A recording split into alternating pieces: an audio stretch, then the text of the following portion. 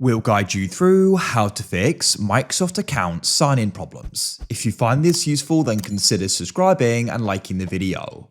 It can be an annoying problem when you can't go and sign into your Microsoft account, as then you're unable to go and access it and unable to go and use it. So we're going to guide you through how you can go about fixing this. Make sure it is full guide, as otherwise you may go and miss the part that will go and solve the problem for you. So what you want to do is you want to go and open up your settings, so you can press the Windows Start button and find settings, or press search and type in settings.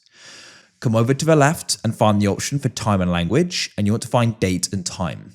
What you want to do is go and have set the time automatically switched on and that it's correct here. That's really important. Next, make sure the internet connection is working. It likely is if you're watching this video on your computer, but you can always go and check it in a web browser.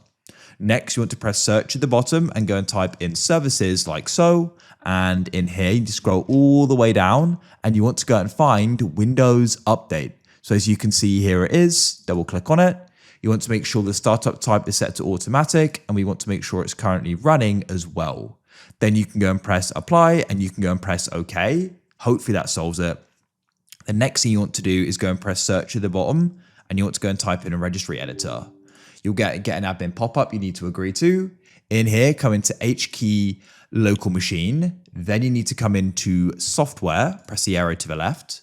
And then you need to come into Microsoft. Then you can scroll down and find Windows. They're in current version. Then you can go and find policies, and you want to come into system. Click on it, find enable LUA, and make sure this is set to 1. Then press OK, and you'll need to go and restart your computer. Now try signing in, and now it should be working.